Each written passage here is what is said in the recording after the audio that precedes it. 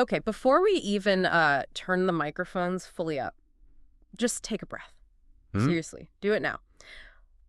If you have been tracking this story with us for the last 2 sessions, your cortisol levels are probably spiking just looking at the title of this file. Oh, I believe it. We have been holding our breath for a while now. I was reviewing the tactical logs early this morning, and I realized my heart rate was elevated. And I'm just sitting in an ergonomic chair reading a PDF. Right. I can't imagine what it was actually like on the ground. Welcome back to the deep dive. Yeah. Today is the day. We are finally returning to the hunt. We are. We've been tracking this story arc, the Behavioral Protection Unit's first major case. And today we reach the conclusion. This is the end of the road for the jackpot killer. It feels good to be back at the table. And you're right, the tension has been palpable in the listener feedback. We are looking at the conclusion of the first major story arc from the source material we've been analyzing. Yeah. But I want to jump in right here with a really important distinction, because I saw some confusion in the notes and the forums. Go ahead. Clear the air. We are calling this the conclusion of the jackpot killer manhunt. Right. But this is not the season finale of the source material. That's a crucial point. It feels like a finale because the stakes are sky high. We're talking explosives, hostages, the whole 9 yards. But in the timeline of the BPU, this is just the end of their first week. Exactly. This is the crucible. This is the proof of concept phase for them. Right. The BPU, this experimental unit mixing high-level mathematics with tactical aggression, is still totally unproven. If they fail today, the unit is disbanded. Wow. So while we are closing the book on the man who hunts the lucky, we're really just opening the book on the team itself. So for anyone who might be jumping in fresh, though, honestly, pause this and go back to the previous deep dives. We need to set the stage. Yeah, a quick recap is probably a good idea. We need a rapid-fire recap because the momentum here is everything. Where did we leave off? Okay, so let's look at the profile. Episode 1 introduced us to the jackpot killer, a terrifying anomaly. I mean, most serial killers, they target vulnerability people walking alone at night, the marginalized. He targets winners. That was the hook that got me. He targets survivors of impossible odds. We started with a lottery winner in Las Vegas, locked room, poison dart, no entry, no exit, and the only clue was a 1922 silver dollar. Which we originally thought was just a calling card, a nod to chance. But as we'll see today, it's so much more than a symbol. It's the key to his whole psychology. Then the second deep dive happened, which gave me a fear of hospitals I didn't know I had. Oh, yeah. The Denver incident? The target was a plane crash survivor in Denver. The killer rigged the oxygen line to look like a medical failure. That was the escalation. But it was also the turning point. Yeah. Agent Hatch, who, represents the brawn of this unit, she intervened. She did. She saved the target. It was messy, it was chaotic, but it forced the killer to flee. And in that panic, he made his first mistake. He dropped a badge, a security badge for a place called the Golden Oasis. And that breadcrumb leads us directly to where we are today. The Golden Oasis. It sounds lovely, doesn't it? It does. Like a spa where you get a cucumber mask or something? It sounds like somewhere my grandmother would go for bingo on a Tuesday. I can assure you, based on the architectural blueprints and the tactical briefing in this file, your grandmother would not want to be anywhere near this place. Okay, so our mission today is clear. We are going to unpack the raid on the Golden Oasis. We are going to analyze the absolute obsession this killer Leonard Sterling has with mathematics. And we're going to break down the final showdown, which is this incredible clash between psychological warfare and physical precision. It is the ultimate test of brains versus brawn. But usually in these stories, those two things are at odds, Yeah, they're always fighting each other. Exactly. In this file, we see that the BPU needs both to survive. They are two halves of the same whole. Let's get into the geography then. The source material takes us to the location identified on that badge. We are leaving the mountains of Denver and heading to the West Bottoms of Kansas City, Missouri. The West Bottoms, yeah. Now, I've been to KC for barbecue, but I've never been to the West Bottoms. Describe this for us. If you haven't been, you need to visualize this. Historically, this was the stockyards. Oh, okay. It's right at the confluence of the Kansas and Missouri River, so it's an industrial area, brick, iron, it's flood-prone. It's just this maze of old warehouses and viaducts. The sources describe it as having atmospheric dread. It's 11:00 p.m., pitch black. It feels like a place time forgot. It's the perfect setting for a noir thriller, really. Yeah. And right in the middle of this industrial decay is our target, the Golden Oasis. Okay. Now, the briefing gives us the history here. This wasn't just a warehouse. It was an illegal underground casino. Illegal underground casino implies a few guys playing poker in a basement. This sounds bigger. Oh, much bigger. It operated during the Prohibition era, went dormant for decades, had a brief illicit revival in the 90s, and then was shut down for good. So it's been empty for a while. For years. But the structure remains. And the description of the building itself is vital for you to understand why this raid is so incredibly difficult. It's described as a fortress. Correct. Windowless rooms, heavy steel doors, old security grates. It was built to keep people in and the police out. It's the creep factor for me. A place that was built for vice, for drinking, gambling, noise, smoke, now just completely silent and rotting. A ghost town inside a building. Yeah. And specifically, it's what psychologists would call a Skinner box. A Skinner box. Okay, break that down for me. I know that's a psychology term, but how does it apply to a building? Well, in psychology, a Skinner box is an operant conditioning chamber. It's an enclosed environment where you control a subject's behavior with rewards and punishments. Okay. Casinos are designed this way intentionally. No clocks, no windows. They control the lighting, the sound, even the oxygen levels. All to keep you playing. They're designed to suspend reality and keep you pulling that lever. So Leonard Sterling, our killer, has retreated to a place that was literally designed to manipulate human behavior. That's poetic. Precisely. He is a man obsessed with probability and control. A casino is his natural habitat. It's a controlled environment where the house always controls the odds. He isn't just hiding. No, he's waiting in his own personal temple of math. Okay, let's look at the tactical situation. It's night. The FBI is there. Agent Hatch is leading the tactical side. She has the HRT, the hostage rescue team, stacked up outside. And this is the elite of the elite. These guys don't knock, they make their own doors. Right, and standard operating procedure here is dynamic entry. You blow the doors, you throw in flashbangs, you storm the room. Speed, surprise, violence of action. That is Hatch's world. She wants to go. And she should want to go. Yeah. That is the safest way to clear a hostile structure. Hesitation gets you killed in 99% of raids. But they don't do that. No. Elias Vance, the profiler, the brain of the unit, stops them. Imagine the tension there. You've got a SWAT team stacked up, adrenaline pumping, fingers on triggers, and the guy in the tweed jacket says, stop. Why? Does he just have a bad feeling? It's not a feeling, it's the profile. This is where Elias earns his paycheck. Okay. He realizes that if they kick down the door, they all die. He argues that the building isn't just a building, it's a giant statistical equation. I love that line, but I also find it incredibly frustrating. What does that actually mean in a tactical sense? The building is an equation. Think about it from Sterling's perspective. He is a mathematician who anticipates outcomes. He knows the FBI is coming. He knows their protocols. He has calculated the probability of a dynamic entry. Let's say it's, 95%? So he sets traps based on that 95% probability. Exactly. If the door opens at velocity X, trigger trap Y. If the windows are breached, trigger the failsafe. Elias realizes that to catch a mathematician, you cannot play by the rules of tactical engagement. You have to play by his rules. You have to play by the rules of the killer. Which brings us to the tactical dilemma. They have to enter, but they can't force their way in. They have to, solve the building? Essentially, yes. They have to navigate it. Yeah. It shifts the genre from an action movie to a psychological horror puzzle. Yeah. They're walking into the belly of the beast, knowing the beast is awake and watching. Let's talk about the beast. We finally have a full profile on Leonard Sterling. Leonard Sterling. Yeah, the source material fleshes him out here. He's a former casino actuary. An actuary. Okay, let's unpack that. I think most people hear actuary and they think of a guy with a calculator who works for an insurance company. It sounds boring. It's anything but boring in this context. Yeah. An actuary's job is to calculate the financial impact of risk and uncertainty. Right? They use mathematics, statistics, and financial theory to study uncertain future events. Insurance companies use them to figure out exactly when you are likely to die so they can set your premiums. That's morbid when you put it that way. Ah. They are putting a price tag on death. They are quantifying mortality. It is a profession entirely rooted in statistics and probability. But Sterling didn't just crunch numbers. The profile suggests he went insane calculating them. There's a note here about the value of a statistical life, or VSL.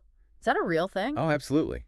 In economics, the VSL is a legitimate metric used by governments to decide how much to spend on safety regulations. How so? For example, if a new traffic light costs $1 million, but it's projected to save one life every 10 years, is it worth it?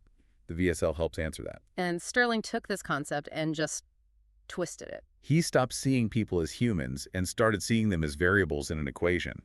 He went from calculating risk, which is a passive act, to creating risk. So when he killed the lottery winner or tried to kill the plane crash survivor, he wasn't just being cruel. In his head, he was correcting a math error. The expert insight here is the shift in his psyche.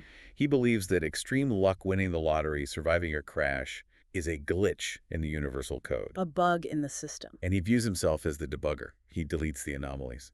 That is terrifying because you can't reason with it. He thinks he's doing the universe a favor. That's the most dangerous type of villain, isn't it? The one who thinks they are the hero of the story. Okay, so Elias and Hatch, they breach the building carefully. They bypass the tripwires.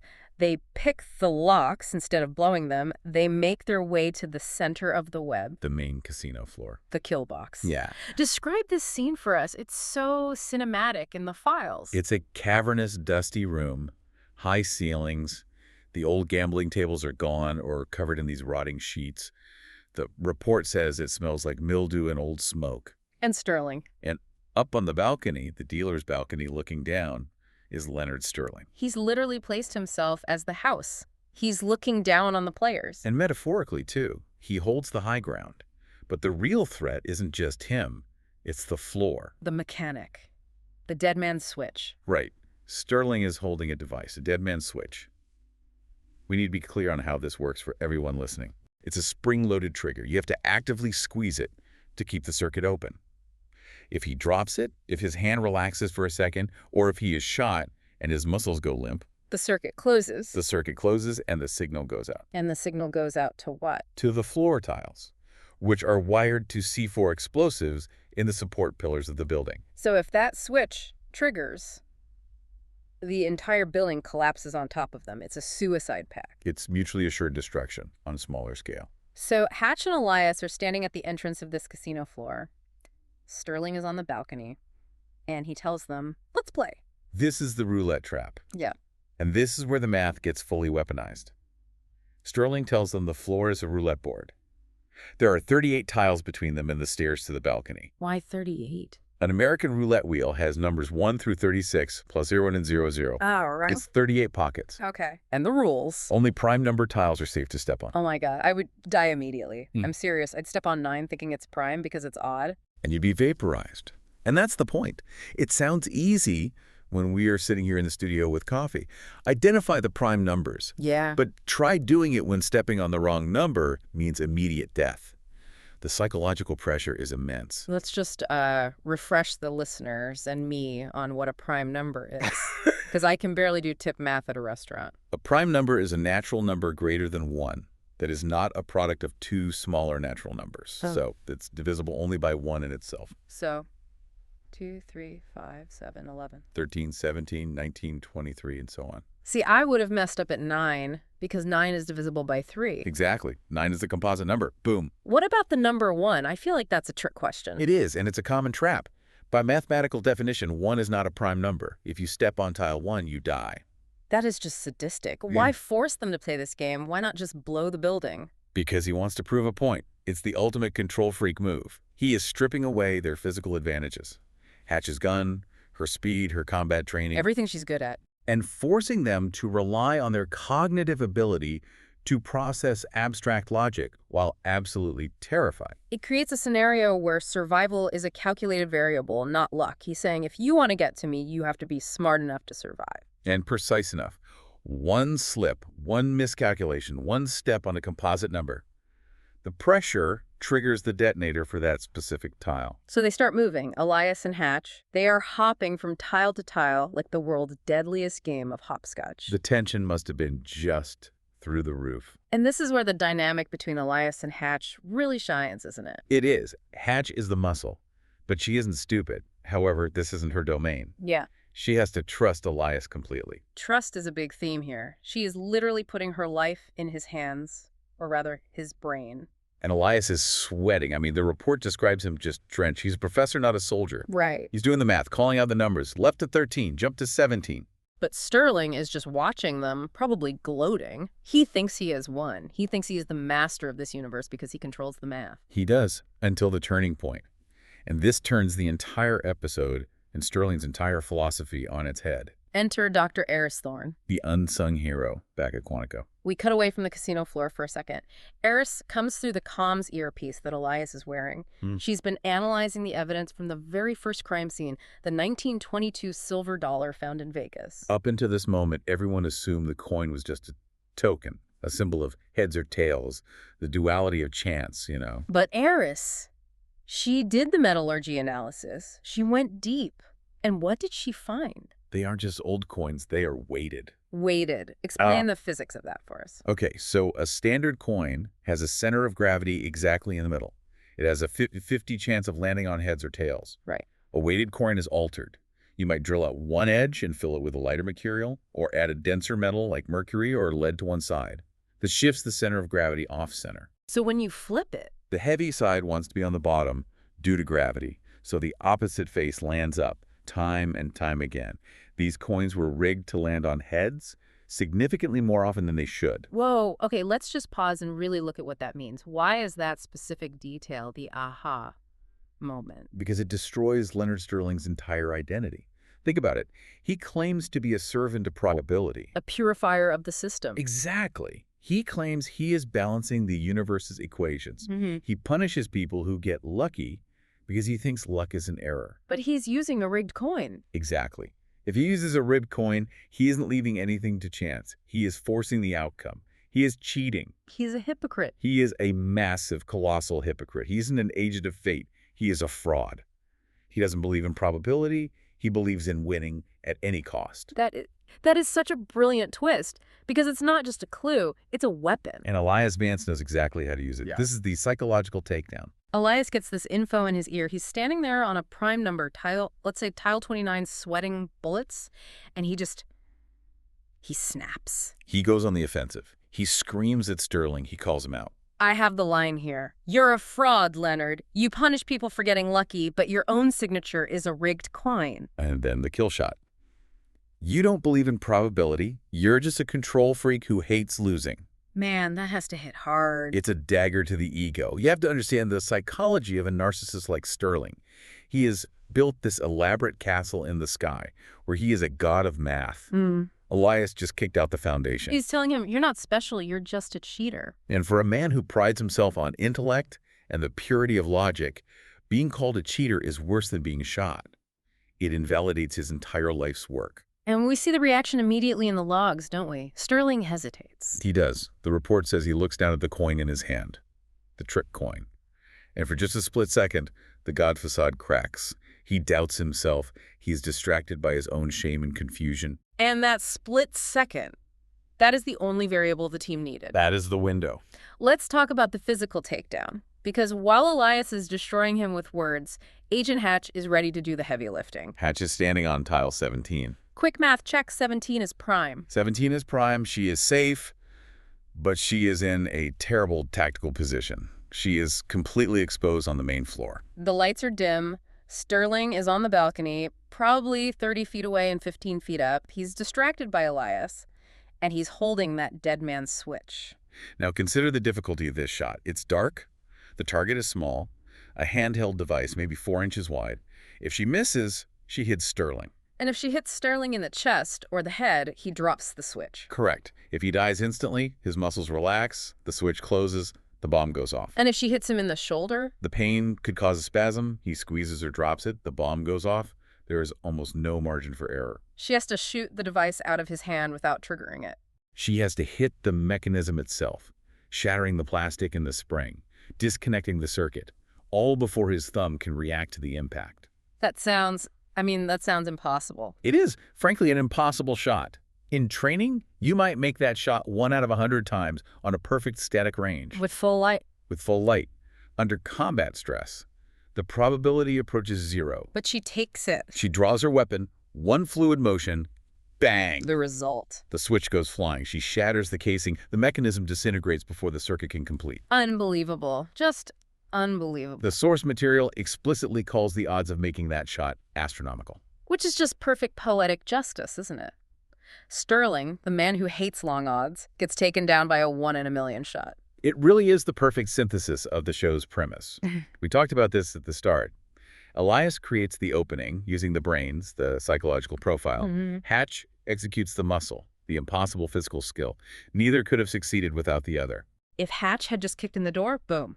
If Elias had just talked, but they didn't have a sniper on the floor, boom. Exactly. It's the symbiosis of the unit, the whole reason it was created. So the switch is destroyed. The HRT team probably swarms in at that point. Sterling is on the ground, likely in shock, just realizing he's been beaten at his own game. And that brings us to the resolution. The house folds. We cut to the next morning. The FBI BPU bullpen, the adrenaline is worn off, the coffee is brewing. It must have felt surreal. Leonard Sterling, the jackpot killer, is in federal custody. The immediate threat is gone. But let's look at the poetic justice of his fate. Elias writes his final log, and he notes where Sterling is going. A 6x8 cell. Supermax, probably. 23 hours a day lockdown. And Elias writes, no variables, no chance, just a perfectly predictable routine. It's ironic, isn't it? On one hand, prison is the ultimate structured environment. You wake up at the same time, eat at the same time. There is zero randomness. In a way, it's exactly what Sterling craved. It is. A world without luck. But on the other hand, it's his personal hell because he has no control. He isn't the one setting the variables anymore. Precisely. He wanted to be the architect of the equation. Now, he is just a remainder. He's a rounding error in the system. It is a punishment that fits the crime perfectly. He wanted a world without chance. He got it. Now, before we close the file on this, there is this really interesting philosophical conversation between Hatch and Elias at the end of the source. Oh, yeah. It circles back to the theme of the whole episode. The luck versus skill debate. Right. Hatch asks him point blank, was that shot luck or was it skill? It's a vulnerable moment for her, I think. She knows how hard that shot was. She knows she shouldn't have been able to make it. She wants validation from the human calculator. And what does Elias say to her? He looks at her and tells her, the math says skill. He validates her. He tells her the data supports her ability. Which is a nice moment of partnership. But then we get the confessional, the internal monologue. Yes. To himself, Elias admits, she got a little lucky. I love that. It keeps the mystery alive. Even in a unit dedicated to science, math, and hard logic, there is this undeniable element of something else. Call it luck, call it fate, call it human instinct. It's the ghost in the machine. It acknowledges that you can calculate every variable, but sometimes the universe just rolls the dice in your favor. There's that old saying, luck is when preparation meets opportunity. Seneca, yes. I think that's the takeaway here. You prepare as much as you can, you gain the skill, you do the math, so that when luck arrives, you are ready to use it. Right. Hatch is prepared. If she hadn't practiced that draw 10,000 times, the luck wouldn't have mattered one bit. That's a great way to put it. It also leaves the door open for the BPU. They can't explain everything yet. They are still learning. They are. So the jackpot killer is behind bars. The case is closed. The listeners might think, okay, happy ending, time for a break. But the BPU doesn't really take breaks. The algorithm never sleeps. The outro gives us a major tease for what's coming next. Elias is back at his computer. He flags a new anomaly. And this shifts the tone completely. We are leaving the casinos and the math of probability, and we are heading to the Pacific Northwest. Seattle, the land of rain and grunge. What's the hook? What's the file say? The host reads the new alert, and it says, a man in Seattle struck by lightning 3 times in 1 week and didn't leave a footprint. Okay, hold on. Struck by lightning 3 times. 3 times. In 1 week. In 1 week. The odds of being struck once are roughly 1 in 15,000 over a lifetime. 3 times in a week. It's statistically impossible. It shouldn't happen. And the didn't leave a footprint part, that adds this supernatural or sci-fi element to it almost. Or something deeply strange. It suggests that the laws of physics are being bent. Or maybe someone is manufacturing these events with technology we don't understand yet. A whole new kind of killer. Or a whole new kind of victim we don't know yet. And just like that, the BPU is wheels up. No rest for the wicked or for the people hunting them. I am already hooked. I need to know about the Lightning Man. That's the beauty of this source material. Just when you think you understand the rules, like we did with the jackpot killer, they change the game. So we are signing off on the house always wins, but the show within a show catchphrase is just too good not to use here. What are the odds? Exactly. What are the odds? I suspect in Seattle, the odds are going to be even stranger. So make sure you tune in next time. We are going to be opening a brand new case file. The jackpot killer was just the warm-up. The deep dive continues. Before you go, here is a final thought to chew on. We talked a lot today about weighted coins, about fraud, about things not being what they seem. So when you look at the impossible events in your own life, the coincidences, the lucky breaks, or the bad beats, ask yourself, was it random? Or was the coin weighted? We'll see you in Seattle.